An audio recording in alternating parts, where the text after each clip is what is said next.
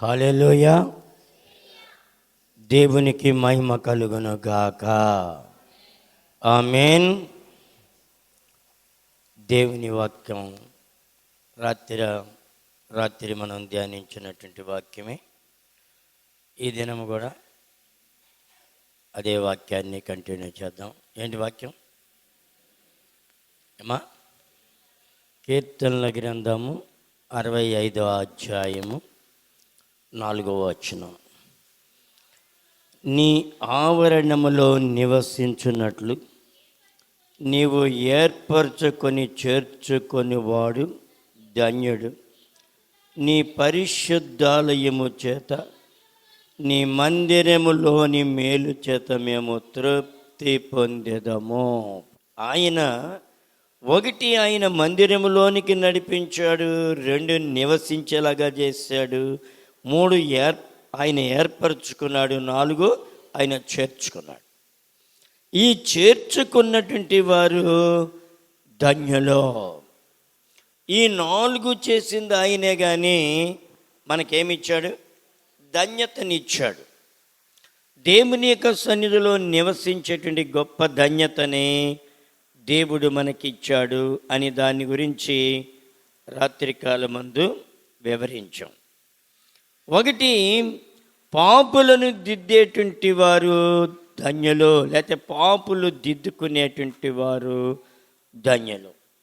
ప్రకటన గ్రంథం 14:13 ప్రభునందు నిద్రించినటువంటి వారు ధన్యులని రాత్రి చదువుకున్నాం. చూడండి, మనము ఎల్లప్పుడూ ధన్యులుగా దేవుని యొక్క రాజ్యానికి హక్కుదారులుగా ఉండాలంటే మనము ధన్యకరమైనటువంటి జీవితాన్ని జీవించాలి అని దేవుడు మాట్లాడుతూ ఉన్నాడు. 84వ కీర్తన 12వ వచనం మనం చూస్తే అక్కడ కొన్ని ధన్యతలు ఉంటాయి. చూద్దాం, దయచేసి సహాయం చేయండి. 84వ కీర్తన 12వ వచనం. సైన్యములకు అధిపతి యెహోవా నీ యందు నమ్మికుంచువారు ధన్యులు. ఎవరు ధన్యులండి? ఆయన యందు నమ్మిక ఉంచేటువంటి వారు ధన్యులు. దేవుని యందు మనం నమ్మికుంచాలి. నమ్మికుంచే ప్రతి వారు కూడా ధన్యులుగా మార్చబడతారు. మనము ధన్యులుగా ఉంటామన్నమాట. అందుకనంటాడు, యెహోవా కొరకు ఎదురు చూచువారు నూతన బలం పొందుదురు, వారి పక్షిరాజులాగా అలయక పరిగెత్తుదు, సొమ్మచెల్లక నడిచి పోవదురు. మనం దేవుని మీద నమ్మకాన్ని కలిగి ఉండాలని దేవుని యొక్క వాక్యం మనతో మాట్లాడుతూ ఉన్నది. అందుకనంటాడు 112వ కీర్తన 1వ వచనాన్ని మనం చూస్తే అక్కడ ఏమంటాడో చూడండి దయచేసి. యెహోవాను స్తుతించుడి, యెహోవా యందు భయభక్తులు గలవాడు, ఆయన ఆజ్ఞలను బట్టి అధికముగా ఆనందించేవాడు ధన్యుడు. ఎవరు ధన్యులంట? దేవుణ్ణి స్తుతించేవారు ధన్యులు. 2, యెహోవా యందు భయభక్తులు గలవారు ధన్యులు, ఆయన ఆజ్ఞలను బట్టి అధికముగా ఆనందించేటువంటి వారు ధన్యులని ఇక్కడ 3 విషయాలు దేవుడు మాట్లాడుతూ ఉన్నాడు. కాబట్టి మనం ధన్యులుగా ఉండాలి. అందుకని అంటాడు. ఇంకా మనం చూస్తే 2, 3 వచనాలు కూడా మనం చూసినట్లయితే దయచేసి సహాయం చేయండి. వాని సంతతి వారి భూమి మీద బలం. ఎవరైతే ధన్యులుగా ఉంటారో వారు ఎలాగుంటారంట?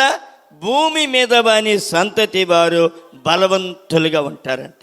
ఇంకేమన్నాడు? యథార్థవంతుల వంశం వారు దీవించబడును, కలిమి సంపద వాని ఇంట నుండును, వాని నీతి నిత్యము నిలుచును. యథార్థవంతులుగా చీకటిలో వెలుగు పుట్టును. చూడండి, దేవుడు ఎన్ని రకాలుగా దీవిస్తాడు, ఎన్ని రకాలుగా ఆస్వాదిస్తాడు దేవుడు తెలుసా. అందుకని మనం యథార్థవంతులుగా ఉండి ఆయన యందు మనం ధన్యులుగా ఉంటే దేవుడు ఒక వ్యక్తిని ఎల్లప్పుడూ కూడా ధన్యులుగా చేయడానికే దేవుడు ఎన్నుకొని ఏర్పాటు చేస్తూ ఉంటాడు. అవ్వాదాములు కూడా దేవుడు ఏదైనా తోటలో ధన్యులుగా ఉండటానికి చేశాడు. కానీ వారు ఆ ధన్యతని వారు పోగొట్టుకున్నట్లు పరిస్థితి మనం చూస్తూనే ఉంటాం. అలాగే గేహాజీని మనం చూస్తే గేహాజీ కూడా దేవుని సంధిలో ఎలాగ ఉండాలని కోరుకున్నాడు? దేవుడు ధన్యుడిగా ఉండాలనుకున్నాడు. ఏలియా తర్వాత ఎలీషా ఎలాగూ మంచి భక్తి చేశాడో, దేవుని యొక్క శక్తిని ఎలాగో చూశాడో, ఆయన ప్రవక్తగా ఎలాగున్నాడో అదే ప్రవక్తగా గెహాజీ ఉండాల్సినటువంటి వాడు, ధన్యుడిగా ఉండాల్సినటువంటి వాడు ఆ ధన్యతని పోగొట్టుకున్నట్లుగా మనం చూస్తూ ఉంటాం. అలాగే మన జీవితంలో కూడా అపవాది మనల్ని ఇప్పుడు తొందర పెడుతూ ఉంటుంది. భక్తిలో నుండి భక్తిహీనతలోనికి లాక్కెళ్ళిపోవడానికి వాడు ఎల్లప్పుడూ చూస్తూనే ఉంటాడండి. ప్రభునందు ప్రియమైన సహోదరి సహోదరుడా, ఏమంటే నేను ఒక కుటుంబాన్ని ఎరుగుదును. మంచిగా రేపల్లో మంచి హోటల్ జరిగేదండి. ఒక హోటల్లో మంచి హోటల్ ఉండేది రేపల్లో. ఆ హోటల్లో ఏమంటే భార్య భర్తలు ఇద్దరు కూడా బిడ్డలు లేరు, వారిద్దరు కూడా ముచ్చటగా ఆ హోటల్ నడుపుతూ ఉండేవారు. ఆ హోటల్కి మంచి పేరు ఉండేదన్నమాట. ఒక పేరు ఉండేది. ఆ పేరు చాలా విలువైనటువంటి పేరు ఉండేది. చాలా మంది దగ్గర టీ తాగడానికి, టిఫిన్ చేయడానికి వెళుతూ ఉండేవారు. ప్రార్థనకి ఆదివారం దేవుని యొక్క సన్నిధిలో ఉండేవారు. చాలా విశ్వాస జీవితంలో ఉన్నటువంటి ఏమంటే హోటల్ ఏమైపోయిందో తెలుసా? ఆయన అట్టడగా ఆయన చనిపోగానే ఆ భార్య ఏమండి ఆ భార్యని అపవాది లాగి వేసింది బయటికి. ఆ ధన్యతనంతా పోగొట్టేసుకుంది ఆమె. ఏమండి ఆమె ఎంక చూస్తే చాలా ముచ్చటగా దైవ బిడ్డగా చక్కగా ఆ సెంటర్లో దేవుని యొక్క సన్నిధి వారితో ఉన్నట్లుగా ఉండేది. చాలానే ఉండేది రేపల్ల మొత్తం. ఏమైపోయింది? ఏమని ఎదురుగుండా కూడా హోటల్ పెట్టి దీనికి పోటీ వచ్చినప్పుడు ఆమె వాడిని ఢీ కొనలేక అక్కడ ఉన్నటువంటి ఒక ఏమని రౌడీగా ఉండేటువంటి ఇంకొక హోటల్ అతన్ని ఆమె చేర్చుకుంది, ఆ హోటల్లోకి చేర్చుకుంది. తర్వాత ఆయనకి తను తానే అర్పించేసుకుంది. భార్యగా సెలమనైపోయింది. చూడండి లాస్ట్ స్థితికి ఏమంటే ఆమె ఏమైపోయిందో తెలుసా? భయంకరమైనటువంటి విగ్రహార్థుకురాలు అయిపోయింది. ఏమంటే ఏమైపోయింది? ధన్యతని పోగొట్టేసుకున్నది. దేవుని యొక్క ధన్యతని పోగొట్టేసుకుంది. దేవుని యొక్క చిత్తాన్ని పోగొట్టేసుకుంది. ఏమండి వాని అప్పటికి ఆయనకి 3 భార్యలు, ఈమె 4వ భార్యగా అక్కడికి వెళ్ళి దేవుని యొక్క శక్తిని బలముని పోగొట్టేసుకుని ఎలాగైపోయిందో తెలుసా? చివరికి భ్రష్టురాలుగా అయిపోయింది. చూడండి, దేవుడు మనకిచ్చేటువంటి ఏమండి ఎన్నో ధన్యతలు ఇస్తూ ఉన్నాడు. ఆ ధన్యతని మనం కాపాడుకుని నిలకడగా ఉండేటువంటి భక్తి మనం చేయాలి. యేసు ప్రభు వారి శిష్యులు ఎంతమంది? 12 మంది. 12 మందిలో ఒకడైనటువంటి ఇస్కరియోతు యోధాని అపవాది ఏం చేశాడు? జల్లించేశాడు, పట్టుకున్నాడు. పట్టుకోగానే ఆ ధన్యతలో నుండి బయటికి లాక్కుని వచ్చేసింది. బయటికి లాక్కొచ్చిన తర్వాత ఆయన స్థితి ఏమండి ధన్యుడిగా ఉండలేకపోయారు. 11 మంది శిష్యులు ధన్యులుగా ఉన్నారు. వారి ద్వారా ఎన్ని అద్భుత కార్యాలు జరిగినాయి అంటే చెప్పలేనన్నటువంటి అద్భుత కార్యాలు జరిగినాయి, ఆశ్చర్య కార్యాలు జరిగినాయి. కానీ ఆశ్చర్యకార్యాలు యోధా వల్ల జరిగినాయా? యోధా వల్ల జరిగినాయి అంటే ఏమీ జరగలేదు. ఏమైపోయింది? భ్రష్టుడైపోయాడు, జారిపోయాడు. ఆ ధన్యతనంతా కూడా పోగొట్టుకున్న పరిస్థితి కలుగుతూ ఉన్నది. అందుకని జీవవృక్షమునకు మనం హక్కుదారులుగా ఉండాలి. ఆయన గుమ్మములో మనం ప్రవేశించేటువంటి వారుగా ఉండాలి. ఆ గుమ్మములో గుండగెళ్ళి ప్రవేశించేటువంటి వారు, తమ వస్త్రములు ఉదుక్కున్నటువంటి వారు ధన్యులో. దేవుని యొక్క సన్నిధిలో ఇలాంటి ధన్యతని మనం ఎక్కడా పోగొట్టుకోకూడదని దేవుని యొక్క వాక్యం మనతో మాట్లాడుతూ అన్నది. అందుకని అన్నాడు, దేవుని స్తుతించేవారు, యెహోవా యందు భయభక్తులు కలిగినటువంటి వారు, ఆయన ఆజ్ఞలను బట్టి అధికముగా ఆనందించేవారు ధన్యులవుతారు. ఇలాంటి వారి సంతతి భూమి మీద బలవంతులగుదురు. నువ్వు భక్తిలో నిలబడితే నీ బిడ్డలు భక్తులు అవుతారు. నువ్వు భక్తిలో ఫెయిల్ అయిపోతే నీ బిడ్డలో యోగ్యమైనటువంటి దాన్ని అందుకోలేరు. ఎన్ని కష్టాలు కలిగినా, శ్రమలు కలిగినా, ఎన్ని తొందరలు కలిగినా, ఎన్ని గాలి వానలు వచ్చినా, ఎంత తుఫానులు వచ్చినా, నీవు దేవుని యొక్క సన్నిధిలో నువ్వు ధన్యుడిగా నిలబడి నిలకడగా ఉండటం మనం నేర్చుకోవాలి. నిలకడగా ఉన్నటువంటి వారు ధన్యులని దేవుని యొక్క వాక్యం రాయబడుతూ ఉన్నది. అందుకేనంటాడు 128వ కీర్తన, 128వ కీర్తన, దయచేసి సహాయం చేయండి. 1వ వచనం, 2వ వచనం, 3వ వచనం. ఏమన్నాడు ఇక్కడ? యెహోవా యందు భయభక్తులు కలిగి ఆయన త్రోవల యందు నడుచువారు అందరూ ధన్యులు. ఎవరు ధన్యులమ్మా? ఆయన త్రోవలో నడిచేటువంటి వారు ధన్యులు. యెహోవా యందు భయభక్తులు కలిగి ఆయన త్రోవల యందు నడుచువారు అందరు, కొందరు కాదు అందరూ ధన్యులని దేవుని యొక్క వాక్యం రాయబడి అన్నది. మనం ధన్యులుగా ఉండాలి. ధన్యులుగా ఉండడానికి పిలువబడ్డాం. ఏమండి, పాపిష్టి జీవితంలో నుండి, చెడిపోయినటువంటి బ్రతుకులో నుండి, నానా విధమైనటువంటి శోధనలో నుండి, శ్రమల్లో నుండి, ఇరుకుల్లో నుండి, ఇబ్బందుల్లో నుండి మనల్ని ఆయన పిలిచినటువంటి దేవుడు నిన్ను ధన్యులుగా చేయడం కొరకు. అపవాది ఏంటి? జల్లించాలని చూస్తూ ఉంటాడు, నిన్ను ఎక్కడ పాడు చేయాలని చూస్తూ ఉంటాడు. నీ భక్తి జీవితంలో, నీ విశ్వాస జీవితంలో, ఏమని అన్నిటిలో నుండి నిన్ను జల్లించి నిన్ను పాడు చేసి ఖరాబు చేయాలని చూస్తూ ఉంటాడు. కానీ దానిలో నువ్వు నిలబడేటువంటి వ్యక్తిగా ఉండాలి, నిలబడాలి. ఎన్నో తొందరలు కలుగుతూ ఉంటాయి, సాతాను శోధనలు కలుగుతూ ఉంటాయి. అపవాది తొందరలో ఎవరొకళ్ళు దూరి ఏం చేస్తాడు? మనల్ని కదిలించేలాగా, షేక్ అయ్యేలాగా చేస్తూ ఉంటాడు. అపవాది ఏమన్నాడు? ఏబుని ఏం చేశాడమ్మా? కదిలించాడా? కదిలించలేదా? ఎలా కదిలించాడు? ముందుగానేమో బిడ్డలను కదిలించాడు, పశువులను కదిలించాడు, ఆస్తులు కదిలించాడు, గృహాన్ని కదిలించాడు, భార్యని కదిలించాడు, అందరిని కదిలించి ఆయన వల్ల కాకపోతే ఎవరిని కదిలించాడు? ఆఖరికి ఏబునే కదిలించేశాడు. ఎలా కదిలించాడంటే పురుగులతో నింపబడి ఒళ్ళంతా కూడా గోక్కుని చర్మం అంతా దోసకాయలాగేలాగా పగిలిపోయింది. దానిలో నుండి పురుగులేకి బాగుతున్నాయి, అస్థిపంజరం అయిపోయాడు. తన యొక్క అందమంతా పోయింది, హోందాతనం పోయింది. ఆయన మార్గంలో వెళ్తుంటేనే పిల్లలంటే పాలు తాగేవాళ్ళు కూడా అలాగే పాలు తాగకుండా అలాగే నిలబడిపోయారు. అంత భయంగా, అంత ఘనంగా ఎంచబడినటువంటి ఏబు జీవితం అందరికీ అసహ్యంగా మారిపోయింది. ఎంత ఆ ధన్యతలోంచి బయటికి లాక్కు రావాలని చూశాడు అపవాది. అందుకనే దేవునితో మాట్లాడుతున్నాడేమని, ఇగో నీ వేసిన కంచి తీసేయి, ఒక్కసారి నీ ముఖం ఎదటేనే ఆయన నేను దూషించేలాగా చేస్తాను చూసుకో అన్నాడు. సరే చూడన్నాడు. చూశాడు. కానీ ఏబెక్కడ ధన్యతను పోగొట్టుకోలేదు.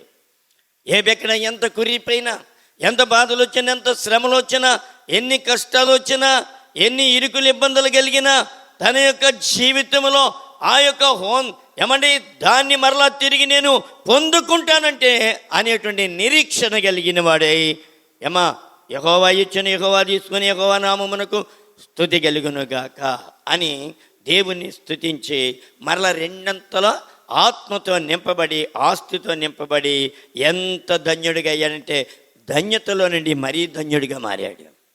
నేను ఆ జీవితంలో కూడా దేవుడు అలాగ చేస్తూ ఉంటాడు ఆయన. అందుకని అంటున్నాడు ఇక్కడ, యెహోవా యందు భయభక్తులు కలిగి ఆయన త్రోవల యందు నడుచువారందరూ ధన్యులు. నిశ్చయముగా నీ చేతుల కష్టార్జితము నీవు అనుభవించదవు, నీవు ధన్యుడవు. ఎన్ని ధన్యతలండి! ఇంకేమంటే నీ లోగిటి నీ భార్య ఫలించు ద్రాక్షవల్లి వలె ఉండును, నీ భోజన బల్ల చుట్టూ నీ పిల్లలు వలె మొక్కల వలె ఉందురు. చూడండి ఎంత ధన్యత అండి! దేవుడిచ్చే ధన్యత. దేవుడిచ్చే ధన్యతను నీవు కాపాడుకోవాలి. ధన్యతను మనం ఎక్కడ పోగొట్టుకోకూడదు. పోగొట్టుకోవడం చాలా తేలికే, కానీ ఆ ధన్యతను సంపాదించుకోవడం చాలా కష్టం అన్నమాట. నువ్వెంత ధన్యుడివయ్యా!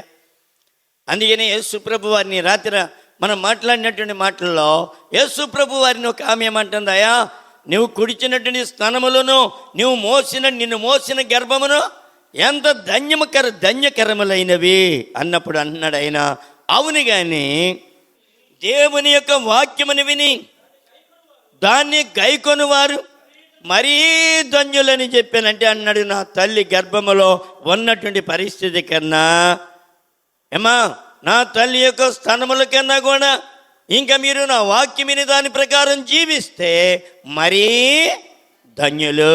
చూడండి, దేవుని సన్నిధిలో మనం ధన్యులుగా ఉండటానికి పిలువబడ్డాం.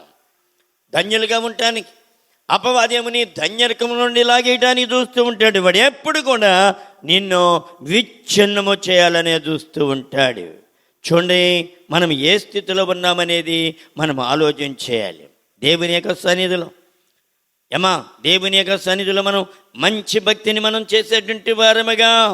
అందుకని అంటాడు మత్తయి సువార్త 11వ అధ్యాయం 6వ వచనం మనం చూస్తే, నా విషయమై అభ్యంతరపడని వాడు ధన్యుడని ఏమిటంట? నా విషయమై అభ్యంతరపడని వాడు ధన్యుడు. మనం ఎన్ని అభ్యంతరాలు వస్తూ ఉంటాయి, ఎన్నో ఆటంకాలు వస్తూ ఉంటాయి, ఎన్నో శ్రమలు కుదిలించేవి కదిలించేవి.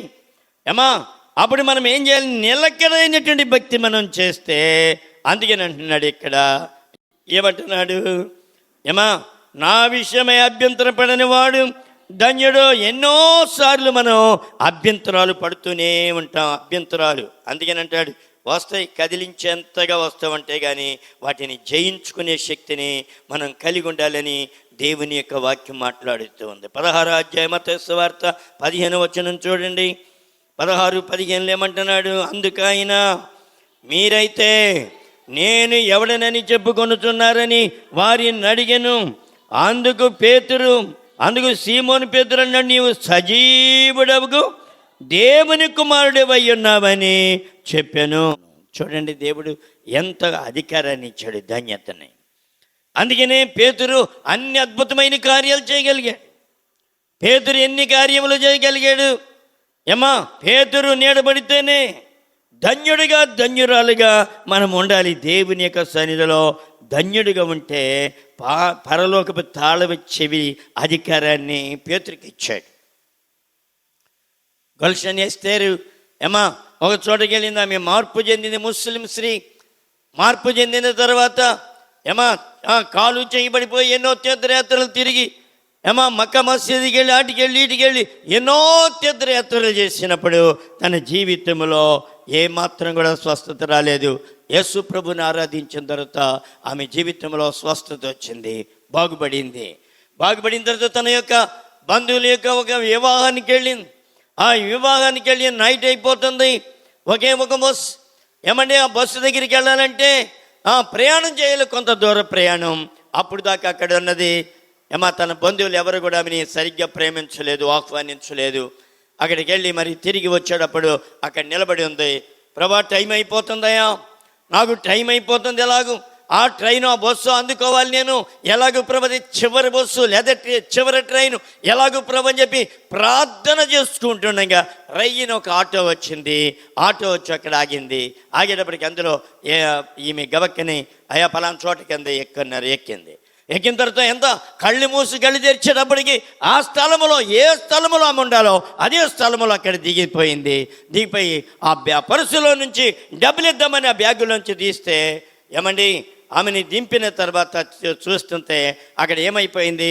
ఆ చేతి మీద పేతురు అని రాయబడి ఉన్నది. తర్వాత ఆయన వెంటనే అదృశ్యమైపోయాడు. ఆటో లేదు, మనిషి లేదు. చాలా అద్భుతం. అలాగే మన జీవితంలో ధన్యులుగా దేవుడు మనల్ని ధన్యులుగా చేస్తాడనమాట. దేవుని కొరకు నిలబడేటువంటి భక్తి చేయాలి. దేవుని కొరకు, యెహోవా కొరకు ఎదురు చూసేటువంటి భక్తి మన జీవితంలో ఉంటే మనము దేవుని యొక్క సన్నిధిలో ధన్యులుగా ఉంటాం. పేతురు ఎంత ధన్యుడిగా అయ్యాడు! పేతురు ధన్యత, దేవుని యొక్క సన్నిధిలో ఎంతో భక్తి చేయగలిగాడు పేతురు. అలాగే నా జీవితంలో కూడా ధన్యులుగా ఉండేలాగా దేవుడు మనకి సహాయం చేస్తూ ఉంటారు. అందుకని అంటాడు, ఇంకేమంటాడండి? 6వ అధ్యాయం లోక సువార్త 6వ అధ్యాయం లోక 6:20 చూడండి. పారజూచి ఇట్లా నేను పేదలైన మీరు ధన్యులు, దేవుని రాజ్యము మీదే. ఎంతోమంది ధనికులు ఉన్నారు, ఎంతోమంది ఆస్తి కలిగిన వారు, ఐశ్వర్యం కలిగిన వారు ఎంతోమంది ఉన్నారు. వారికి లేని ధన్యతని పేదదానివైన నీకు, పేదవాడివైన నీకు, జరుగుబాటు లేని, కుదురుబాటు లేని పరిస్థితుల్లో నీవు అటు ఇటు ఊగిస్తలాడేటువంటి నీ జీవితంలో దేవుడు క్రీస్తు ప్రభు వారు ప్రవేశించారు. ఈ ప్రవేశించినటువంటి జీవితాన్ని ఎంత ధన్యతగా నువ్వు కాపాడుకోవాలో తెలుసా?